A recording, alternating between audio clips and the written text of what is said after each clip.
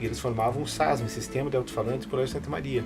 Ali, meu pai, o Didi Bétega, algumas pessoas que se tornaram radialistas, eles se formaram no sistema de alto-falantes. Quando houve o surgimento da Rádio Marumbi, os diretores, né, quem construiu a Rádio Marumbi, viu a oportunidade de pegar essa mão de obra, que era nova, né, uma garotada com vontade, e trouxe para a Rádio Marumbi. Daí meu pai virou sonoplasta, o Didi Bétega virou apresentador, então, e ali surgiu um grupo muito forte que veio fazer história depois na rádio. Então isso é um exemplo, né? Sobre as rádios, né, que saíram nos jornais, né, tipo aquelas fofocas de rádio aqui. Daí mostrava um pouquinho a história de um programa que o pai experimentou na rádio Marumbi. Aqui a Silvia Loretti também, uma das primeiras apresentadoras, locutoras de rádio, que não sabiam quem era e como eram, né? Então o que as rádios faziam? Elas fotografavam os seus principais personagens, né, aqueles apresentadores, locutores e tudo mais, e enviava para os ouvintes, para eles conhecerem as pessoas que eles estavam escutando no rádio. Era uma forma de divulgar a rádio. As transmissões externas, né, eles usavam muitas vezes carros adaptados, né, não existiam unidades móveis. Os conjuntos que eles chamavam, né, os conjuntos que ficavam próprios das rádios, né, que eles formavam aqui apresentações musicais que eles faziam muito, né, a música era um dos carros-chefes da rádio, né, como é até hoje, né. Isso aqui é uma das inaugurações de uma rádio de Cambiju, ZY S27 de 1952. Eram estúdios pequenos, né, com transmissores pequenos.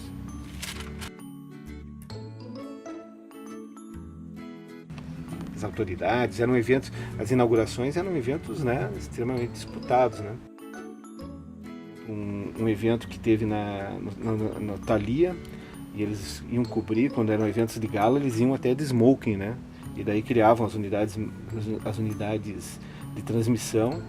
E entre elas aqui o cara está com um aparelho de radiotransmissão, né, que é tipo um walk-talk, que é com um microfone sem fio, que é exatamente esse aqui, ó. Então você pega esse aparelho aqui, você pode ver um aparelho inclusive valvulado, você colocava uma bateria aqui e ia fazer as transmissões externas, um jogo de futebol, sem a necessidade do fio. Então isso aqui era um aparelho, digamos assim, extremamente sofisticado para a época, como se hoje, em um determinado momento, foi o celular, né, para as transmissões. Esse aparelho aqui era um que servia para as transmissões externas. Ferro pesados, né, que faziam as transmissões da época. Eram, digamos assim, pode-se dizer assim, portáteis, né? Mas o que é interessante é que eles eram todos metalizados, e uma das coisas que até contam uma história muito interessante é que numa das vezes que teve um evento na Sociedade Thalia, lá existia uma piscina.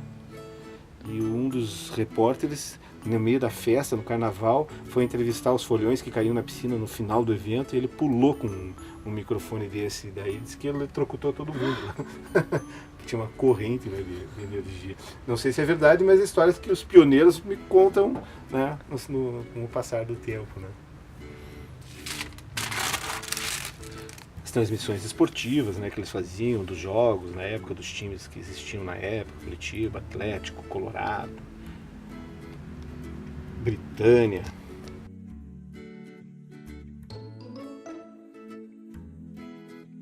Então tem muitas fotos, as passagens, as mesas de som, que é como nós temos aqui, né? Essa aqui é a mesa original da Rádio Marumbi. Essa é uma das primeiras mesas profissionais de Curitiba.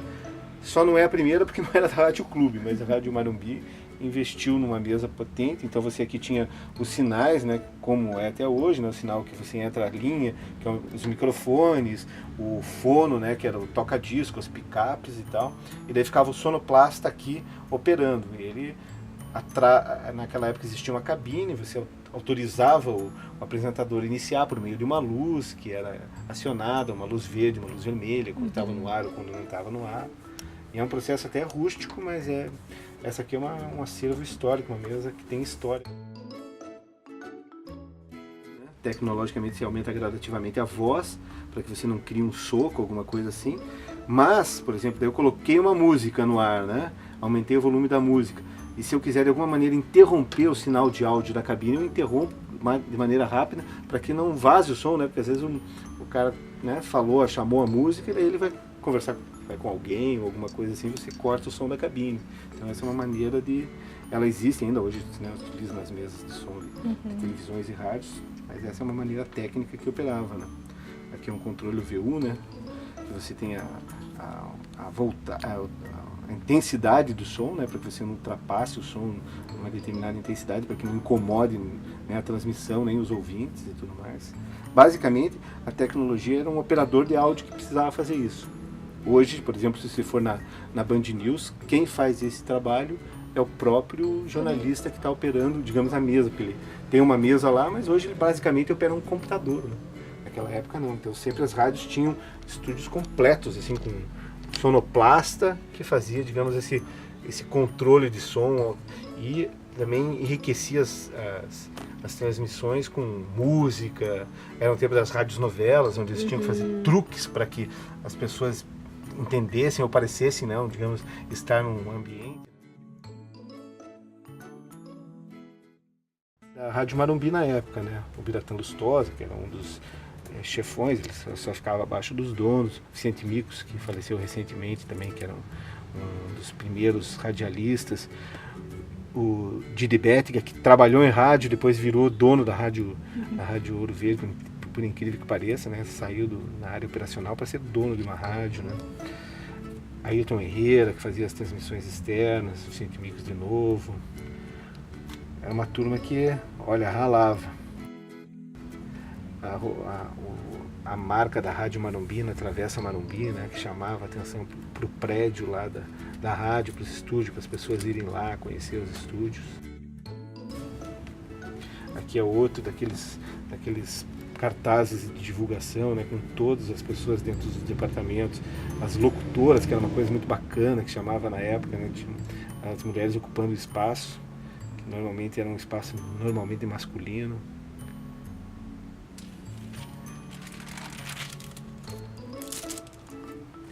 Mais personagens do rádio, dos diversos que passaram pela Rádio Marumbi. Alguns autografados. Aqui os eventos, né, os bailes de debutantes, aquele que eu falei que eles foram todos paramentados, as inaugurações, os eventos externos, onde eles levavam o microfone e o carro. Biratã Lustosa assinando um contrato, né, com o Ferraz Franco.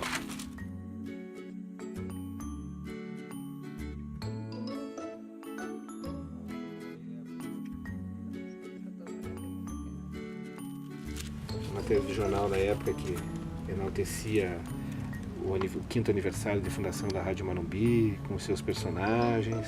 Bacana. Você tem uma noção de qual que foi a data desse jornal? 5 anos, em 46... 47, 58, 59, 50, 51 provavelmente. 51. 5 anos de rádio. Ela é de 1946, né? Os radialistas fundaram uma época a Associação Paranaense de Rádio, né? Onde tinha os diretores, presidentes, e eles premiavam os melhores do rádio em cada período. Então você tem lá o melhor sonoplasta, o melhor locutor.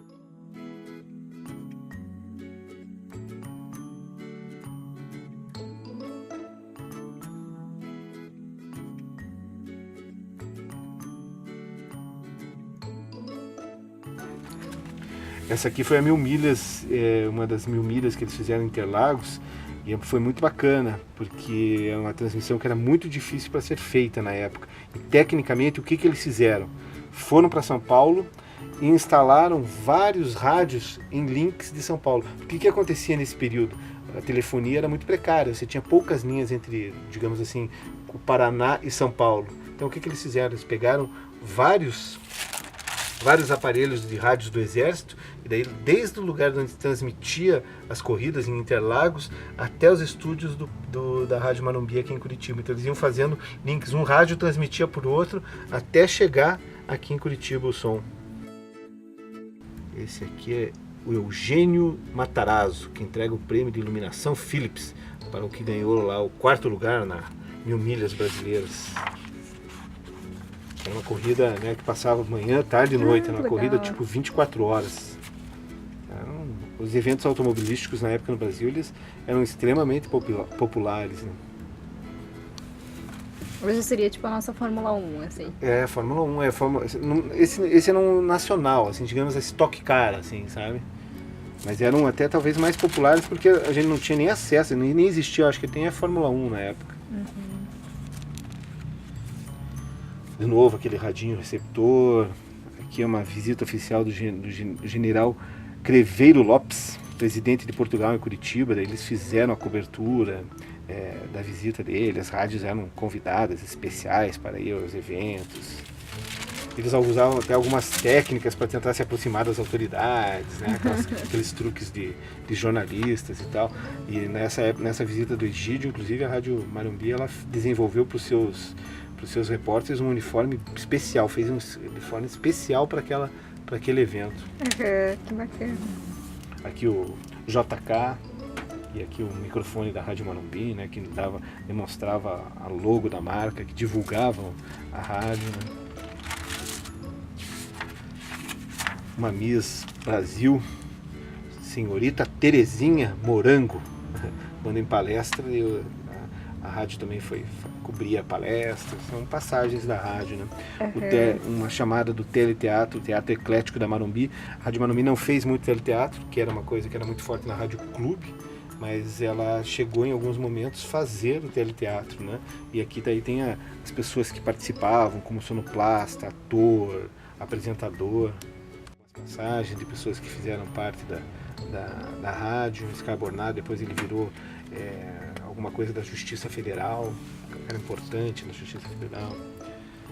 Aqui o Tobias de Macedo, na discoteca da rádio. Então você tinha aqui atrás, você vê todos os discos como eram colocados, catalogados, alguns desses discos de 45 rotações, muito rápido. Então eles tinham que ter uma discoteca muito grande. Ayrton Herrera, ó, a pinta de latino do apresentador na época. As mulheres acho que adoravam esse tipo de foto.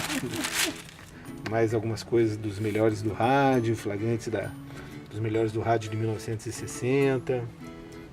O que era bacana na época é que eles, apesar de competirem entre as rádios, eles eram bastante unidos, assim.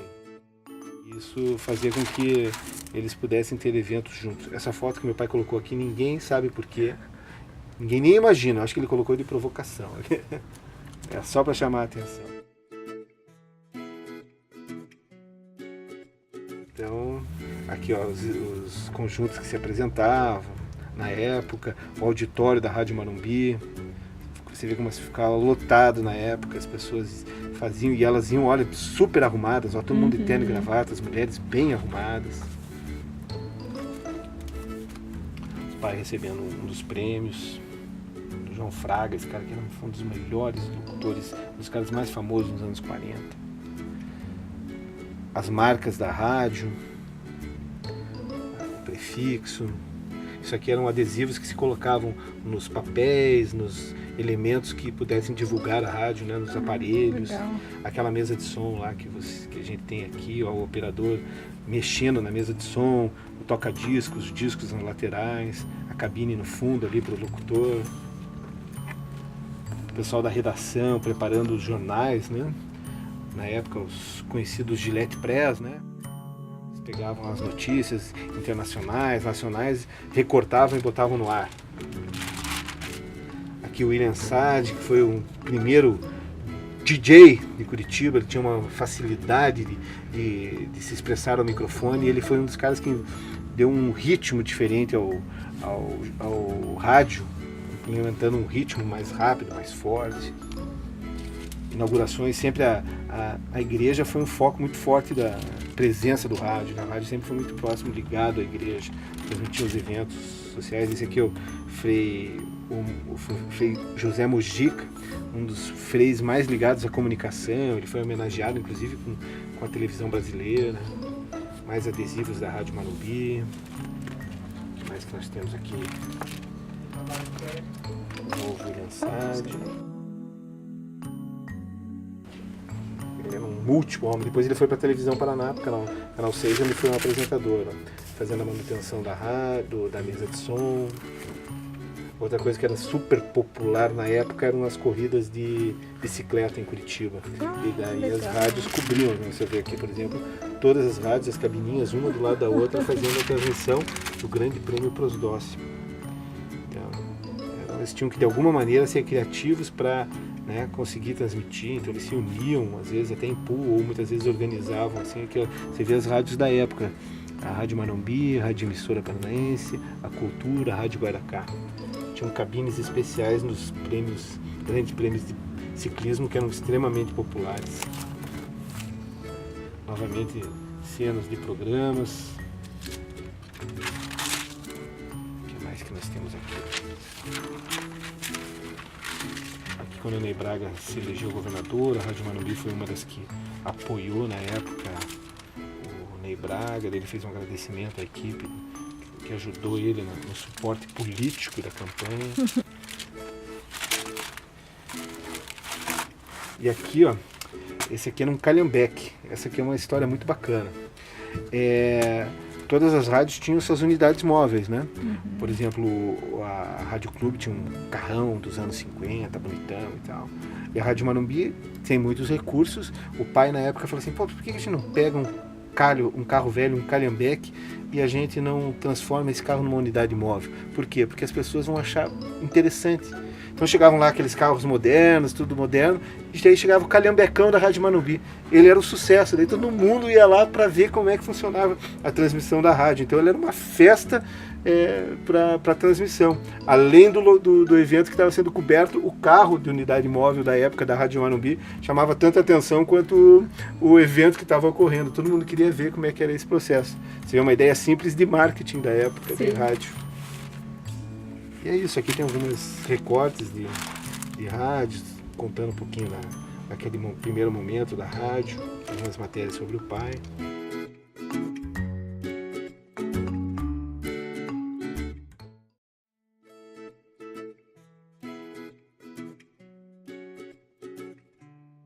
Válvula pesada, custava uma grana, todas importadas, né? Inclusive, muitas vezes, quando queimava essa válvula, era um problema, porque ela é a válvula transmissora, ou seja, o som que chega no rádio da pessoa em casa. Então, por exemplo, se queimasse isso e não tivesse uma reserva, a rádio ficava fora do ar, o que não era tão incomum. Então, hoje em dia, você, do jeito que é a questão mercadológica, você não pode pensar em ficar 1 minuto fora do ar. Mas naquela época, às vezes, se quebrasse, faltasse uma válvula dessa, tinha que esperar chegar e a rádio ficava fora do ar.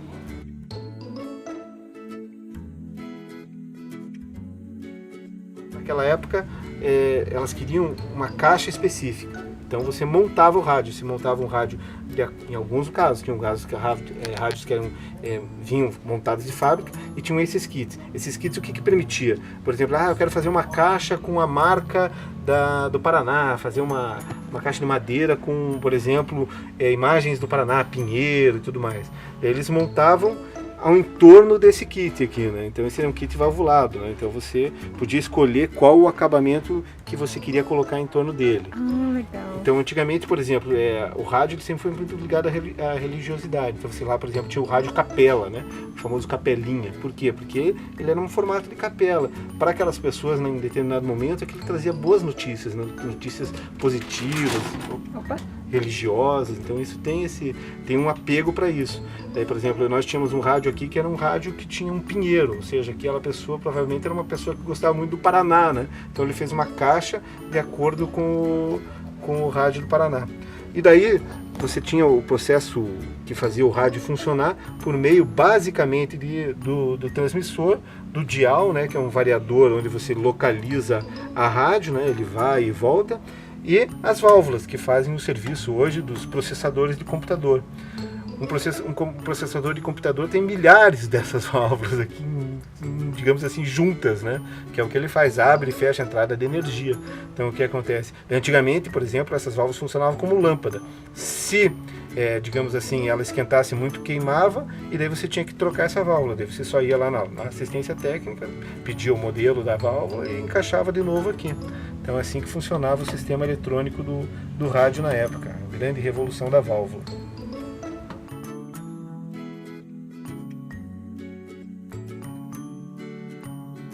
Por meio dessa pedrinha aqui dentro vem uma pedrinha, você faz a sintonia fina da rádio. Então, por exemplo, essa pedrinha galena, que é uma pedra que existe na natureza, ela tem propriedades que, junto com a elétrica, ela tem um processo de recepção bacana. Eles descobriram isso. Então eles desenvolviam esses rádios chamados rádio galena. Então você tinha um pequeno alto-falante para você escutar a rádio. Então você ligava isso aqui numa terra, fazia uma antena e daí a rádio mais forte era recepcionada aqui no sistema por meio da pedrinha galena, que ajudava, digamos assim, como se fosse uma sintonia fina do rádio. Muito bacana. Esse aqui era um sistema que as pessoas, os garotos aprendiam no colégio. Você montava kits desse no colégio, né? E muitas pessoas se especializaram em montar esses rádios para escutar rádios na época. Não existiam muitas rádios, então ficava muito fácil, digamos assim. Se fosse escutar a Rádio Clube, possivelmente você escutaria a Rádio Clube ou a Rádio Marumbi. E esse era bem mais barato que o... Bem mais barato. Você podia construir um kit desse aí em casa, que as pessoas acabavam fazendo. E depois, com o passar do tempo, eles sofisticaram, colocavam um dialzinho aqui, que era para, digamos assim, ter a opção de se procurar mais rádios. Então, por exemplo, aqui eu poderia de repente pegar a Rádio Clube e a Rádio Marumbi no mesmo aparelhinho, né? Esse é um sistema muito bacana. Hoje, como ainda em alguns casos ainda tem rádio analógica, você consegue pegar o sinal por ele, mas daqui um pouco com a rádio digital isso aqui realmente vai se tornar uma peça de museu.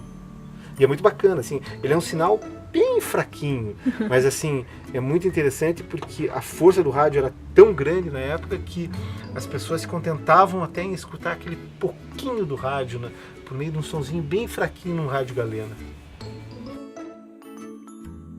E daí no final dos anos 60 e nos anos 60, no início dos anos 70, o transistor, né, revolucionou o rádio, né?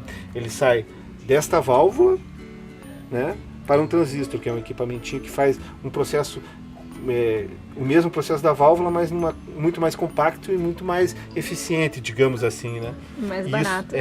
Mais barato. E isso permitiu o quê? Que o rádio saísse desse tamanho para esse tamanho. E aqui o rádio conseguiu a sua liberdade. Por quê? Porque daí ele pôde acompanhar as pessoas no trabalho, ele pôde acompanhar as pessoas no jogo de futebol, ou seja, o rádio se tornou portátil. E isso fez com que mudasse a fronteira do rádio, né? Então esses radinhos, os chamados rádios transistores, que foram inclusive diminuindo e tal, as pessoas levavam um jogo de futebol e muitos deles as pessoas jogavam no árbitro, né? Ficavam com raiva do jogo e jogavam esses aparelhinhos. Eu ia perguntar se esse era de pilha, como é que ele era só ligar? Esse aqui é de pilha.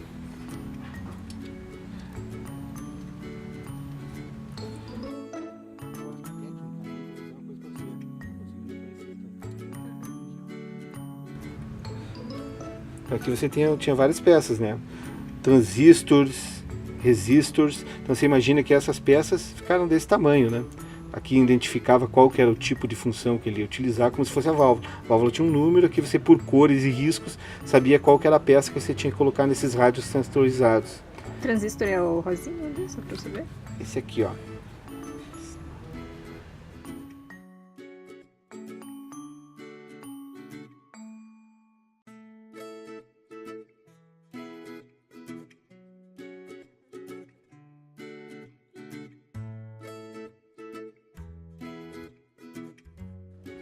Então você imagina, ó, aqui dá para fazer um comparativo. Ó. Isso aqui é isso aqui. E hoje a tecnologia, nanotecnologia, tudo isso aqui cabe dentro de um único processador, né, que é de computador.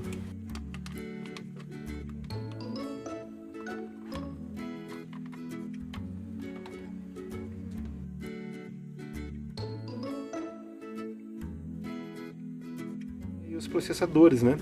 Que servem, digamos assim, como se fossem muitas válvulas, muitos transistores, e tudo isso aqui dentro dessa quadradinho aqui é capaz de ser muito superior a, sei lá, 1000, 2000 rádios, é uma coisa assim gigantesca. Então você vê como o processo diminuiu, né, tecnologicamente. E hoje essa aqui é uma placa de circuito, digamos assim, de 10 anos atrás. Hoje, possivelmente, até isso aqui já seja material arcaico dentro da tecnologia.